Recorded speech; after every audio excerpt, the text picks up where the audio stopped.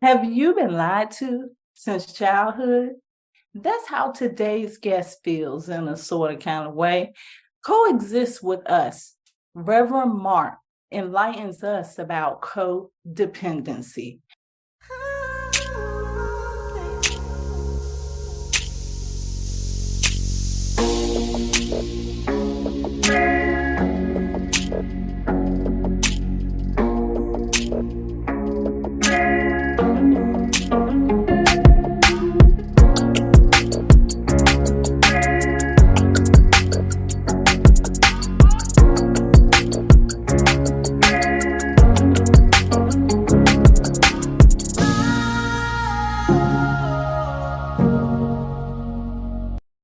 Hello, hello, hello. Welcome to the Manifest on Purpose show.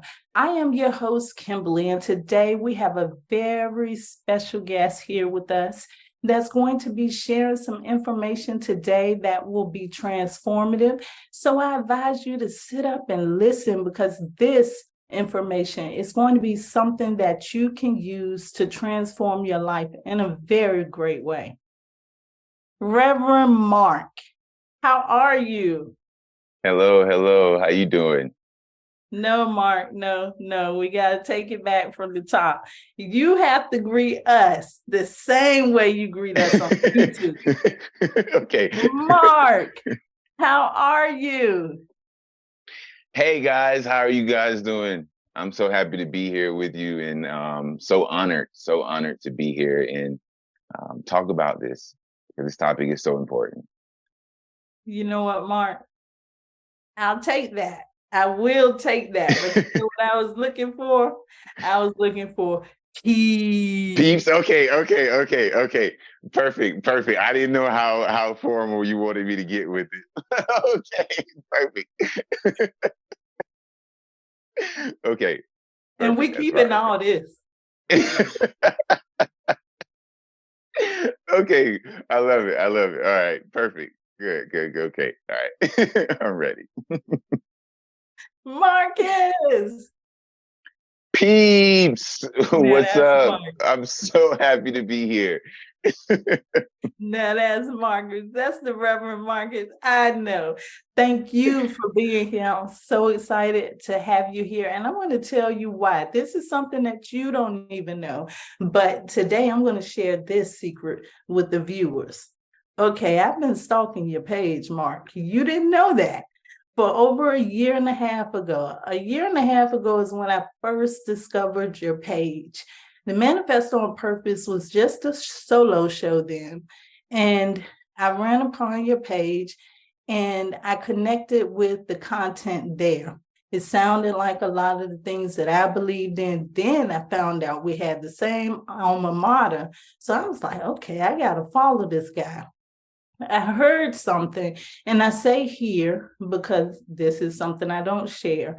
I'm a sensitive, and I hear more than I see or anything else. So I heard, get Mark on the show. And I'm thinking to myself, are you crazy? No. So I put this off for a long time. And see, what happens is when I hear these messages coming through and I don't do what they tell me to do, they just keep repeating. And so that message has been repeating and repeating for over a year now. And all of a sudden, one day, I was just looking through my YouTube feed, and who popped up on the feed but you, Mark? And the title of the video was, You've Been Lied To. I was like, oh no. I got to see what Mark is talking about. I got to see who lied to me. And that's how I ended up hearing the classic YouTube video about codependency. First of all, before we get into codependency, I want you to share a little bit about you. Okay.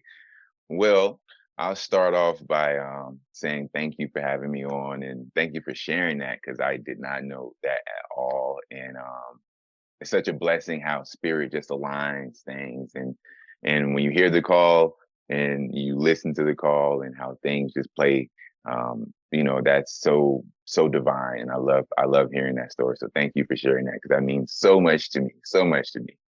Um, so a little bit about myself. Um, I am a practicing metaphysician. I'm alumni from the University of Metaphysics in Sedona.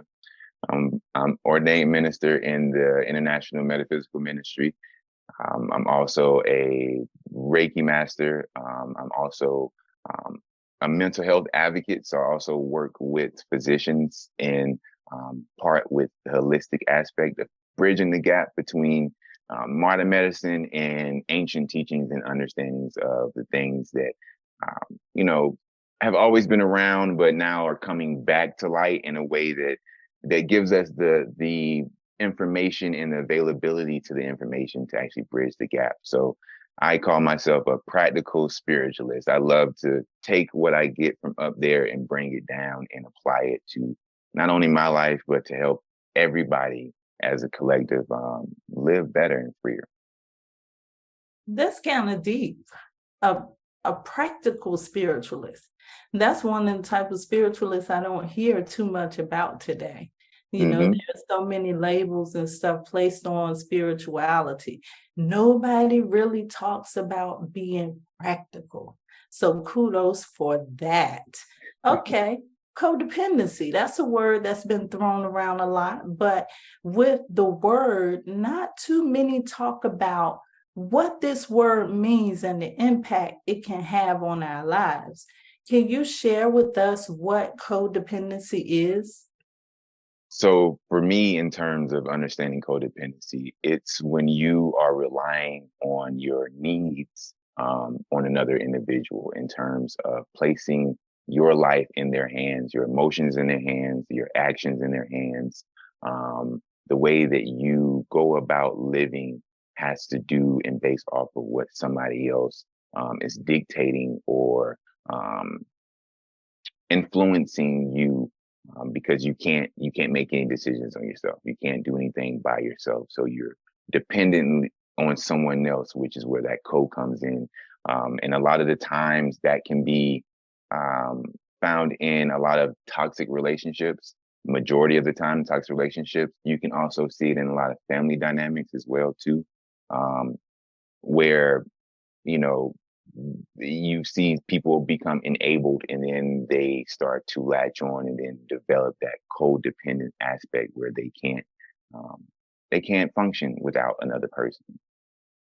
I know you say that it happens a lot in toxic relationships, and sometimes it happens, you hear about it financially. Are there other ways that codependency happens? I heard you mention children. Are there other relationships that it happens in other than um, romantic or intimate relationships? Yes, most definitely. Any aspect of relation in terms of friendship, family, romantic, even you even can see it in terms of religious aspects as well too. People are feeling as if they can't make decisions without somebody else, or they can't do something that's independently a decision or an action or a emotion or feeling. They can't rely on that without somebody else outside of them. And you can see that with children and parents. If the parent enables for so long, then the child becomes codependent in terms of they don't know how to actually function without the parent, or the parent telling them what to do, or them running to the parent with needs that they need. So the parent has to do it because they don't know how to actually be dependent. Um, Another one is, like I said, with religious aspect of it too. You see a lot of people in religions feel like they can't make their own decisions because it goes against what they believe in terms of God controlling everything, and it's God's will, and not necessarily taking any type of responsibility for their own sovereign state. And with that, you see a lot of the time people bypass on a lot of the things that they would have to do for themselves because they feel like God's gonna provide. It's that metaphor, that analogy of the pastor when the storm came, and he's like, God, I know God's gonna provide for me. He's gonna save me. And then the boats come by and they're like, come on. And he's like, no, you guys go save other people. God's got me. And it happens 3 times and he ends up drowning, and then he goes to the gates of heaven and he's like, I want counsel with God. And he's like, God, I didn't think my time was done. Like, why did I die? Why didn't you save me? And God's like, I sent you 3 boats. Like, so it's like those aspects of things in religion when it comes to the codependent aspect of it. Like, beliefs are and understanding is absolutely fine. I'm not taking that away, but when it comes when it takes away from you being an individual to make your own decisions, then you are stuck in a codependent state. Mark, that was deep. I never really looked at codependency on that level. Mhm. I'm so glad I asked that question. Oh, you in trouble. You know, you got to break this down because there's some people out there that's saying, I'm in my religion and I'm not codependent. I'm just doing what this text tells me to do. I'm just doing what this pastor tells me to do. How can you recognize whether or not it's a healthy relationship with that religion or with that person or that relationship? Or how can you tell whether it's actually a codependency? Well, the first sign is, do you feel empowered? So empowerment in terms of you as a sovereign individual. If the things around you that you're getting into or believing in or following or associating yourself with is not empowering you to be a better individual, a stronger individual, um, feeling the power that's within you, um, then it's taking away from your power. It's literally disempowering you. It's either one or the other. It's no in between. It's no gray mark there. It's white or black. It's either empowering you or it's disempowering you. And so when you're looking at religious beliefs and you're looking at relationships, family dynamics, if it's empowering you to be able to stand on your feet and walk on your life path in a way that is supported, that is backed, then you know that you're in a empowering dynamic. It's not a codependent aspect. But when you feel like you have to find your power outside of yourself to have the feeling of that power or to feel like you're part of the power, then you're definitely in a codependent aspect. And it's very toxic in terms of the way that it can, when things around you leave and how it leaves you in that state. A lot of people don't know who they are after that point because they've been basing it around what other people around them have been telling them. So that means they lose themselves in someone or something else. Hmm. Deep again, deep again. So what about that person that finds out, okay, I'm not empowered. I'm actually in a codependent relationship.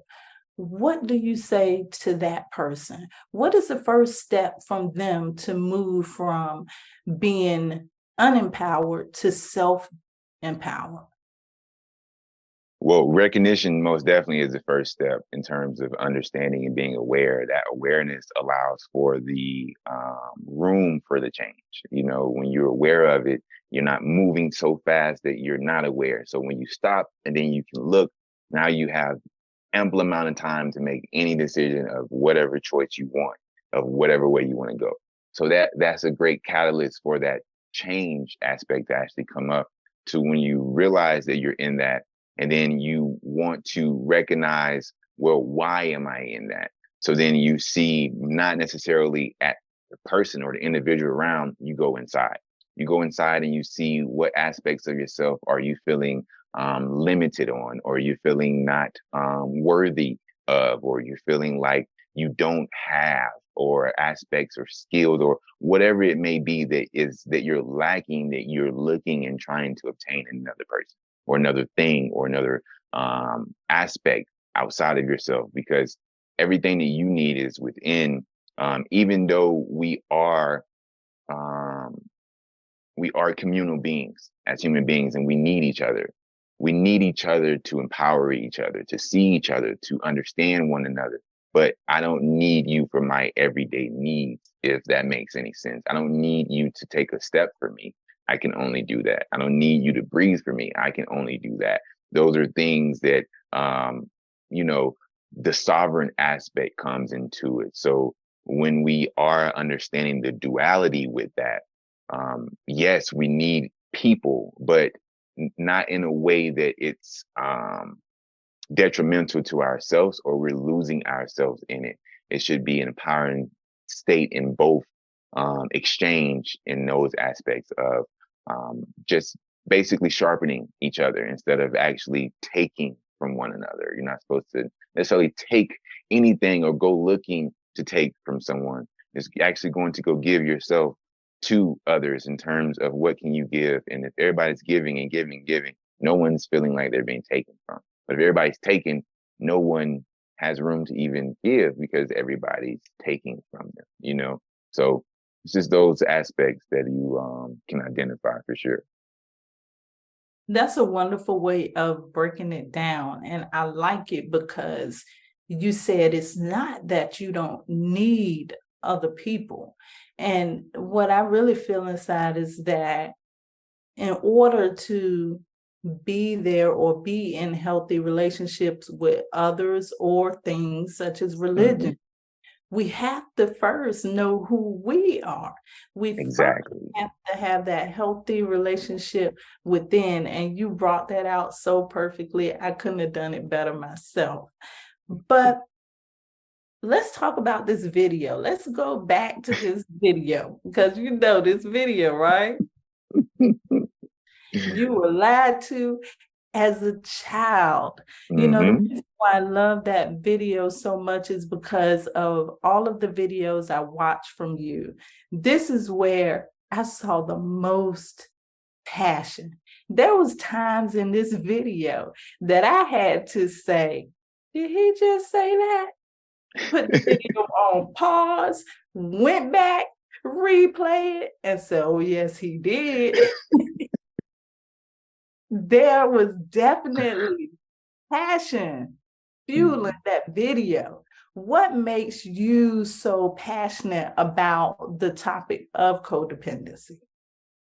For me, it's just seeing so many people misunderstand it and then label people it. It's like the same thing with the term narcissist, how everything is like everyone runs to that. So like I see people telling people that you're being codependent, you're this and this, and it's like no, they're programmed. They're just doing what they've been programmed to do.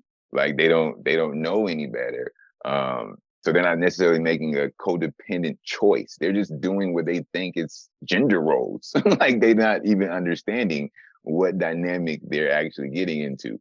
So it's really the misunderstanding of it at this time that has me so passionate about it because it's like collective themes that I always see like from time to time that'll pop up and I'm like, I definitely have to talk about this because it's floating around in the ether, you know. So I always like to check in, I like to call it, with the collective and see what's actually going on in the field. What's the mental aspect, because mental health is so important right now, and like people feeling like they're being judged or they're doing their actions are wrong when it's just being shown from a face value aspect of it, but not necessarily from a systemic reasoning and why this is like this and why this is like that. And then you will see, oh no, they're programmed to be this way, which is codependent, but not necessarily in a way that's like, oh no, that person is definitely aware that they're in a codependent state and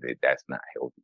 These people think they're just living their life, so they're not even realizing the um, dynamics that they're creating, that they're passing on generation after generation after generation. That's that's, takes away from your sovereign state when you're in partnership, and then also, how you feel when you're in those states. So that's really where my passion came from. Wow, that's a lot right there, and I can agree with you. I felt the same way. I heard you mention that word program, and that's one of the words I talk about a lot here on the Manifest on Purpose show. For those who may not understand, tell us about what a program is and what role it plays in codependency. Great question, because I love this topic. As I said, I work with the mental health field, and this is one of the things I love to break down is paradigms. And I've been studying paradigms for the last 8, 9 years, and understanding, as I broke my own paradigms down, how to actually do it and what the programming is. So it's a good saying that, your whatever you think about becomes your actions, and then whatever you start to do and act repetitively now becomes your personality. Now that becomes traits that are now you. So when you have thoughts, or you're programmed to have thoughts repetitively for years, and not even, it doesn't even take that many years. It takes actually 90 days for a new program to actually be installed, but it's consistent 90 days of that repetitive thought for it to actually sink in and now become a part of the program, and which now creates the action that is now subconsciously programmed that you now do this every day. So, when you wake up to go to the gym the first day, and you're like, oh man, I gotta get up to go to the gym. And you're like, when you stay consistent with that schedule, it becomes less of a drag, because now it's a norm to you. Now your body's used to it. Now your mind is used to it, because you program yourself into it. So with the mind, with the brain itself, the brain is just a supercomputer. So like when you upload any type of disk back in the days, when you slide it into the computer and it's a game or a program that you're uploading, like Windows, or Microsoft Word, or something like that. When you are installing that disk, it's the same thing as your brain. When you're installing those thoughts, you're programming your brain to operate in a certain way. When it gets used to that operating system, now it's those thoughts and those actions now move to the subconscious aspect of it, and now it becomes second nature. It becomes muscle memory that we talk about when we play sports. So when you're programming your mind in those simple ways, you can deprogram from the things that you've been taught that are not necessarily true, or actually in alignment with who you truly are as a being. So those self checks and those relearning and reprogramming, you have to regularly do that, especially when you start to become more conscious of yourself, in terms of the things that you feel, the things that you think, the things that you know, from an internal space, and not necessarily from things that you've been taught, things that you've been, but just an internal space. And then you weigh the things that you've been taught with that internal gauge to see the things that you need to break down that's not really you, that just served you when you were 17, but now you're 35 and it's really not. So you have to consciously go in and create those new patterns by repetition, and that's why repetition is so important. And I can't stress that enough. Yeah, repeat it. If you want it to happen, just repeat Mhm. it. I think about the fact when you're talking about this program, and I think back to my childhood. My mother, she was in a position where she had no choice but to teach us to be independent. However, when we went out into society, we were learning different things there too. And sometimes these things that we learn in society also becomes programs. What roles do you think society play in the programming that leads to codependency? Ooh, that's a big one. Society as a whole, I will say honestly, when it comes to programs and a lot of programs that we pick up, um, a lot of people can attest to this. When you're in a household, you listen to mom, but you really don't listen that well. But if it's a stranger outside of the street that you never met, you're gonna listen to them just because it's not your parent. So a lot of our programs and things come from our environment. And I study Bob Parker a lot, and Bob talks about how the environment um, is more of an influence on who we are than our genetics at times. So it plays a huge part in who we become, and what kind of expressions that we do actually allow to be expressed through our genes and things like that. So our society and our environment plays a huge role, and the way that it has in the codependent aspect is um, our morals and our way of living haven't changed since like the 1940s or 30s. And like we've hit a technological boom which has sped us up tremendously. And understanding how that works, um economically, you can't live in America without having like a two-person household with you making like at least 60 to 80,000 like each. Like it's calculated on that. So when we're still holding these customs of 1940 and 30, where the man has to go and work all the time and the woman's supposed to come and just cook and clean and all that stuff, like we don't live there anymore. But our way of telling people how to relate to one another is still the same as that of those times. And really talking about these subjects actually gives it the attention and awareness so that we can see the program of that 1930s living that is in society that has been so prominent that we don't want to change it because we feel as if it's how it's supposed to be. And then it even follows into the religious aspect of when you're reading your religious books and it's saying the same thing. Now you're saying that this is what it has to be, but you don't really realize how detrimental that is to you as a being, to the dynamic of the relationship anyways, which is why divorce rates are skyrocketing, because a lot of people are still holding 1930 values in 2023, and you'll never prosper in that way because we're not the same. We're not even the same. Men aren't even the same, let alone women aren't even the same back then. So how can we keep those same aspects to try to um, dictate how we're supposed to be in the world? Um, Ever since, like I said in the video, ever since we're little kids, we're taught as men that you need to make money, you need to work, you need to do this to provide and take care of your woman. Like that's your purpose. And for women, we give kids that are 3, 2, 4 years old baby dolls. Like they're babies, and you're already giving them babies because you're telling them that you're a mom. That's all you are, basically. Before you're even a kid, you're a mom. Here's a baby doll. Like, what if they never grow up to be a mom?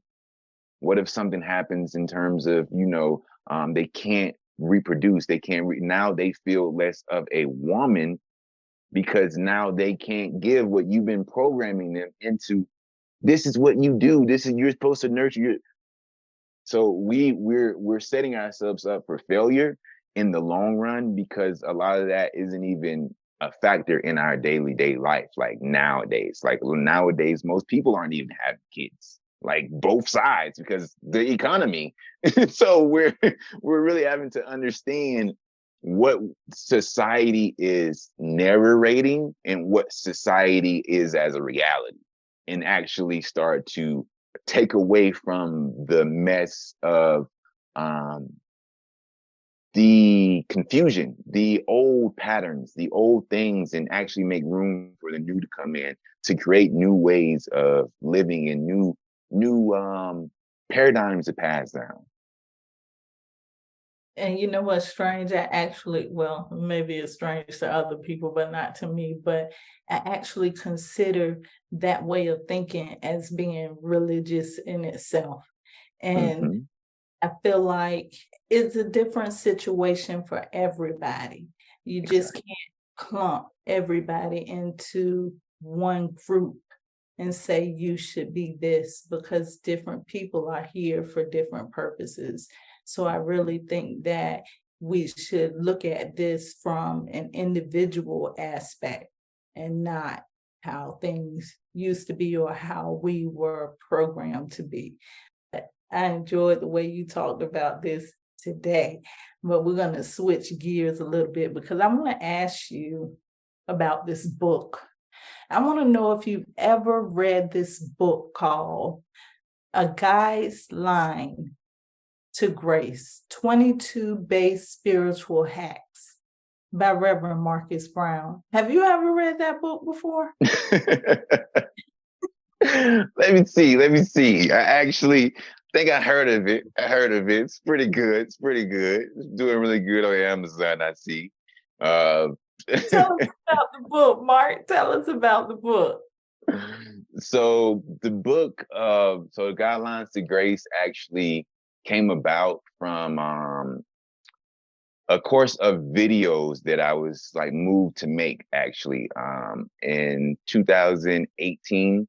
Um, I would just go out into the woods or into the wilderness when I'm out, and a topic would just come to my mind. And Spirit literally led me by saying, like, you have to get used to talking. So it was like it was getting me out of my comfort zone. So every day for 3 to 4 months, I would make a video based off of a topic and just record it and then just go on about it. Like just upload it somewhere and just go on, not even promote it anywhere, not even do too much. Um, and I went on for after those 3 months. And in 2020, I think I was at work.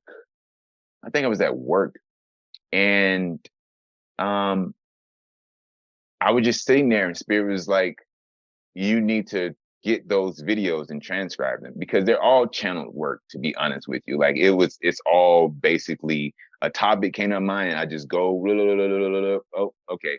And then go on with my day. Like it was all so spontaneous, but spirit led. It was opening up so many aspects of myself.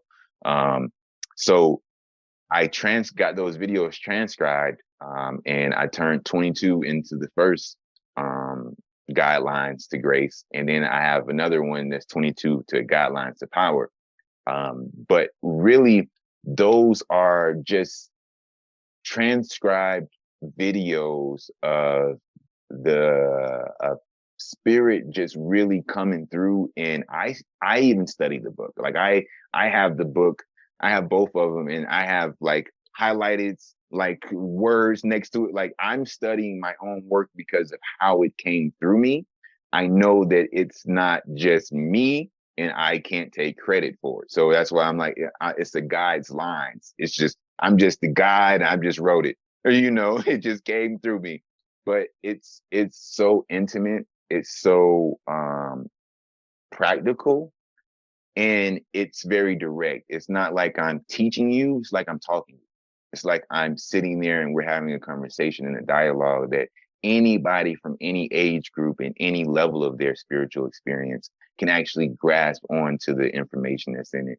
And since 2020 in August, so it makes 3 years in August, I've sold over 500 copies, being a self-published in 5 countries already.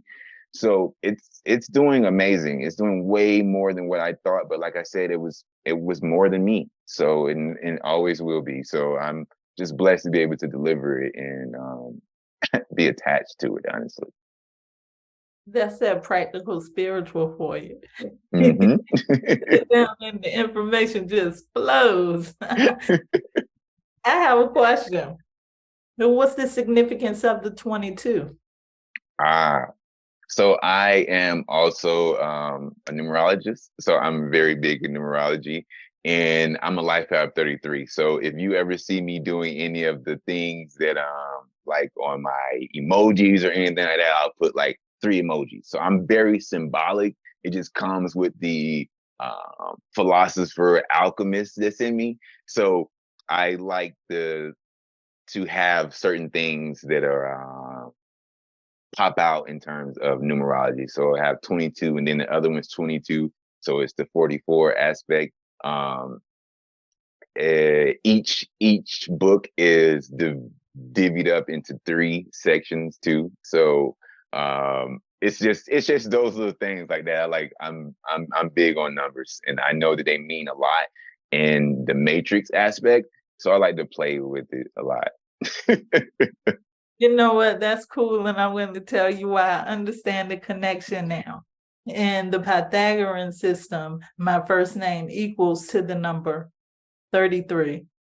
And Mm, you said your book was released in August mhm. and put 22 behind it. That's my birthday. Oh, 820. really? Yeah. I literally released it on 8/21 because my birthday is August 12th and I missed the date. So I switched it because like I said, I'm big on numbers. So I was like, okay, I'm gonna release it on the 21st then. So literally Wow. it was on the 21st. Okay. So So my Leo sister, I love it. I knew that energy. You just never know how things works out. That's cool. Very cool. Yes, I love it. I love I had to it. ask you where that 22 came from, but yeah, I understand completely now. Um, Mhm. all business and jokes aside, what is your passion in this world? And how do you plan to continue moving forward to fulfill that passion? What's that one big thing that Mark wants to accomplish with his books, with the things that he has to share with humanity? What's that one big thing you want to accomplish on this round? The biggest thing, like overall, through everything that I do as an expression of a being, is just to help, to provide some type of example, some type of assistance, leave some type of trail for others to actually follow or find or stumble upon that gives them a better sense of living in this world. If I can do that in music, if I can do that in writing books, if I can do that by talking, if I can do that by doing modeling, if I can just be an example for other people and they can see it, then I've done my job. So I've done so much already that I'm so fulfilled in the aspects of just helping one person, so just as many people as that come and say I've helped them and that my words and my posts or this and this has helped. Every time I get those messages, like it's like the first one because I've already felt that since the first one fulfilled in terms of like, oh my gosh, I'm really doing it. Like someone's actually my existence, my example, my beingness is helping someone else. And that's ultimately the biggest purpose that fulfills me and drives me to branch out and do the things that I do, to be on the edge and how I am, and to actually be practical because I understand that application when you're teaching people or when you're showing people, you can know it like this, but if you don't leave an actual paper trail or a formula, then you're not helping the advancement of the civilization. So I take it from a macro and a micro level because that's the 33 in me as a master teacher. I think about everything from that high level, but it's so small and minuscule for me because it's the little things that actually get to those ripple effects. So my plan is just continue to grow, continue to build as I grow. Because as I grow as a being, it's just continuing to magnify, and it lets me know that the work is really internal, but it's also the expression that of the work that's internal that is actually allowing people to see the light and um, feel that touch of that spark, you know. You know what? As a fellow metaphysician and Leo, I'm so proud. The journey has already began. You're already doing that, Mark, and you are reaching people. And you said just one person. You reached me, Mark. You reached me. That's your one person, Mark. And one thing I forgot all about to tell you guys is I forgot to tell you how to find the book, A Guy's Lines to Grace, 22 Spiritual Based Life Acts. You know what? Listening to the way that that information came in, you know that that is divine. You know it is a guided message for you. So make sure that you check that out. You can go on his website at metaphysicalmark.com to check out the book. And not only that, you can go to subscribe to his page. You can also go view him on YouTube, stalk him on YouTube like I did. Definitely. I'm on YouTube like I did. And before we go, I want first of all, let me just I'm gonna let you give a closing word. Anything you want us to know about this topic or any other topic before we sign off? um, Closing words, I would say everybody out there that's listening, that will listen, just know that when you have any doubts, take time to yourself and actually listen. Actually hear what your body is saying, hear what your emotions are saying, hear what kind of thoughts you're having, and then evaluate that with the person or the being that you want to be, that you're becoming. And then really take notes of that and make a decision, because every day, every single day, we make millions of decisions that play a role in that change aspect. So taking time to yourself, especially now with everything that's going on, is vital. It's so important, and it'll allow you to really break down a lot of the programs, recognize the programs so they can be broken down, and um, don't forget that you're not alone. Find people that will empower you, because they're out here.